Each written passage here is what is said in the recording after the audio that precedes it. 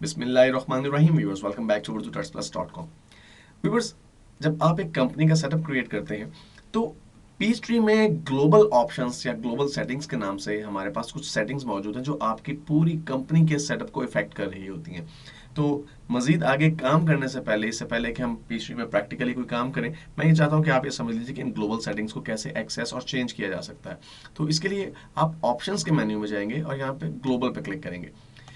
Global settings जो है वो 4 टैब्स में डिवाइड की गई। मैं तमाम को डिस्कस नहीं करने वाला, जो बेसिक ऑप्शंस हैं, जो बुनियादी हैं, उन्हें मैं डिस्कस करूंगा। अकाउंटिंग का टैब इस वक्त सिलेक्टेड है। अकाउंटिंग के टैब में सबसे ऊपर आपके डेसिमल जो आपकी एंट्री होती है टेक्स्ट की, आपके नंबर वैल्यूज की, उसे कंट्रोल करने के लिए यहाँ पर दो ऑप्शंस दिए हैं, ऑटोमेटिक या मैनुअल।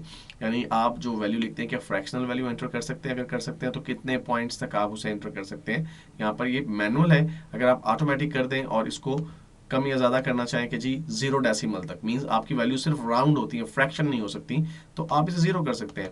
ये पाकिस्तान के लिए ज़्यादा फायदेमंद है क्योंकि पाकिस्तान में जाहिर सी बात है कि फ्रैक्शनल वैल्यूज़ का कॉन्सेप्ट ऑलमोस्ट ख़त्म हो चुका है, सिवाय बैंक्स के, जहाँ पे चार्जेस जो हैं वो समटाइम फ्रैक्शन के अंदर होते हैं, इसलिए हमें फिर वहाँ पे डेसिमल की ज़रूरत पड़ती है। तो इसलिए मैं इसे दोबारा से बाय डिफ़ॉल्ट 2 पे कर देता हूँ और मैनुअल कर देता हूँ। उसके बाद hide general ledger accounts. Hide general ledger account, ये सेक्शन काफ़ी इंपॉर्टेंट है। मैं एक चीज़ पे खास तौर पे कंसंट्रेट करता रहा हूँ और फोकस करता रहा हूँ कि आपके जो पेस्ट्री अकाउंटिंग सॉफ्टवेयर है ये डबल एंट्री सिस्टम के तहत चलता है। इट मींस कि जब आप कोई भी ट्रांजैक्शन रिकॉर्ड करते हैं, बज़ाहिर आपको नजर आ रहा हो कि कोई एक ट्रांजैक्शन हुई है, एक अकाउंट इफेक्ट हुआ है, लेकिन एक्चुअली उसके लिए दो अकाउंट्स इफेक्ट हुए होंगे।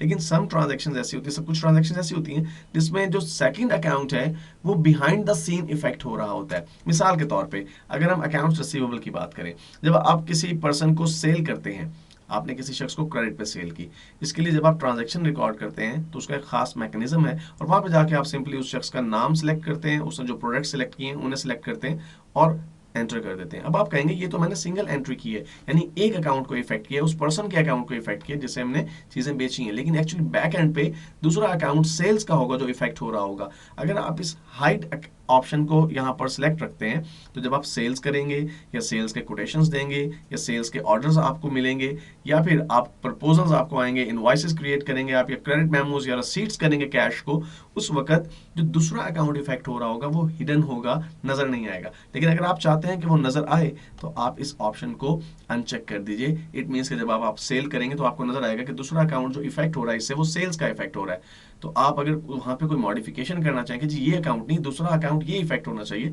तो आप वो भी कर सकते हैं। तो मैंने इसे यहाँ पे अनचेक कर दिया। बाकी पेरोल एंट्री के अंदर मैं यही चाहूंगा कि सिंपल मुझे जो इंटरफेस नजर आए उसमें सेकंड अकाउंट जो इफेक्ट हो रहा है वो नजर नहीं आना चाहिए।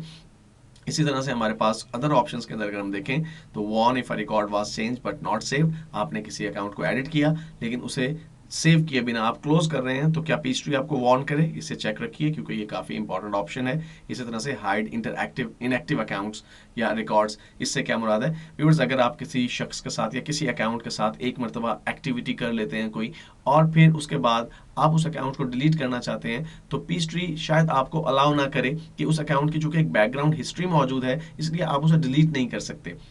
मिसाल के तौर पे आपने एक पर्सन को चीज़ें सेल की, उसने आपको पेमेंट कर दी, उसके बाद अकाउंट उसका जीरो हो चुका है। अब आप ये चाहते हैं कि वो अकाउंट में डिलीट कर दूं, लेकिन चूंकि उस पर्सन के अकाउंट की एक हिस्ट्री मौजूद है, इसलिए पीस्ट्री आपको अलाउ नहीं करेगा कि आप उसे डिलीट करें। इसलिए फिर आपके पास दूसरा ऑप्शन ये हो सकता है कि आप इन एक्टिव रिकॉर्ड्स को हाइड कर सकते हैं। इनएक्टिव रिकॉर्ड्स को हाइड करने से आपकी जो लिस्ट्स हैं वो ज़्यादा प्योरीफाइड हो जाएंगी और आपके सामने सिर्फ वही अकाउंट्स आएंगे जो कि एक्टिवली आप मैनेज कर रहे हैं, लेकिन इसे मैं अनचेक ही रहने देता हूँ। इसी तरह से आपके पास दो मजीद ऑप्शन हैं कि recalculate cash balances automatically in receipts payments and payroll entry, कि कैश का जो बैलेंस है वो ऑटोमेटिकली एडजस्ट हो जाना चाहिए, लेकिन अनचेक कर देता हूँ मैं, अनचेक है ऑलरेडी ये।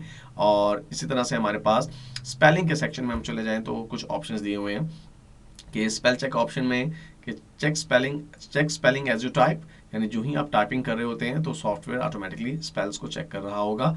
इस तरह से सजेशंस का ऑप्शन है कि क्या आपको पीस्ट्री सजेस्ट करें कि क्या आप क्या टाइप करना चाह रहे हैं, तो ये आप ऑप्शन जो है वो अपनी मर्जी के हिसाब से एडिट कर सकते हैं। आपके पास जो डिक्शनरी इस वक्त यूज़ हो रही है वो अमेरिकन इंग्लिश डिक्शनरी है, इसके अलावा ब्रिटिश डिक्शनरी भी है या कैनेडियन इंग्लिश डिक्शनरी भी है, तो हम अमेरिकन इंग्लिश को ही सिलेक्ट रखते हैं।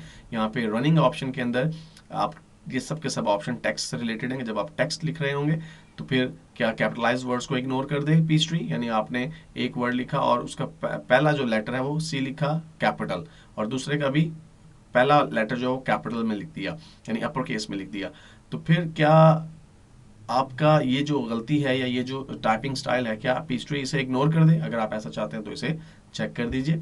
इसी तरह से मिक्स्ड केसेस के अंदर अगर आप लिखते हैं कि एक लेटर बड़ा है, दूसरा लेटर अपर केस में है, एक छोटा लोअर केस में है, इस तरह से आप मिक्स कर रहे हैं, क्या इसे इग्नोर कर दे? तो आप इसे सिलेक्ट कर सकते हैं। इसी तरह से आपके पास अपर केस को इग्नोर करने के ऑप्शंस हैं, और दूसरे कुछ ऑप्शन हैं जो कि आप अपनी स्पेलिंग के ऊपर इम्प्लीमेंट कर सकते हैं। ये सब करने के बाद आप ओके के बटन पर क्लिक करते हैं। एक और ऑप्शन जो कि बेसिकली ग्लोबल ऑप्शंस में मौजूद नहीं है, लेकिन मैं आपके साथ डिस्कस करना चाहता हूँ, वो बेसिकली एक डिफ़ॉल्ट ऑप्शन है, और डिफ़ॉल्ट को उस ऑप्शन को सिलेक्ट करने के लिए मेंटेन के मेन्यू में हम जाते हैं, और यहाँ पर मेंटेन के मेन्यू में हमारे पास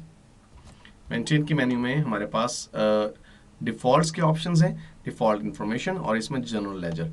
यहाँ पर देखिए व्यूवर्स, हमारे पास राउंडिंग अकाउंट का एक ऑप्शन मौजूद है। राउंडिंग अकाउंट से क्या मुराद है?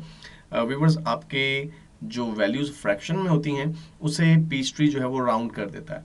मिसाल के तौर पे आपने एक वैल्यू लिखी 18.99 फॉर एग्जांपल, और आप कहते हैं कि इसको राउंड करना है, तो जब राउंड करेंगे तो राउंडिंग का डिफरेंस आ जाएगा। वो डिफरेंस जो है वो किसी ना किसी अकाउंट को हमने चार्ज करना होता है। तो बाय डिफॉल्ट जो वो अकाउंट यूज़ किया जाता है वो रिटेन अर्निंग का अकाउंट यूज़ किया जाता है। तो हम यहाँ मैग्नीफायर ग्लास पे क्लिक करते हैं और अपने लिस्ट ऑफ अकाउंट में से रिटेन अर्निंग के अकाउंट को सिलेक्ट कर लेते हैं कि राउंडिंग के लिए जो डिफरेंस होगा वो आपने इस अकाउंट को चार्ज करना है, और उसके बाद हम ओके के बटन पर क्लिक करते हैं।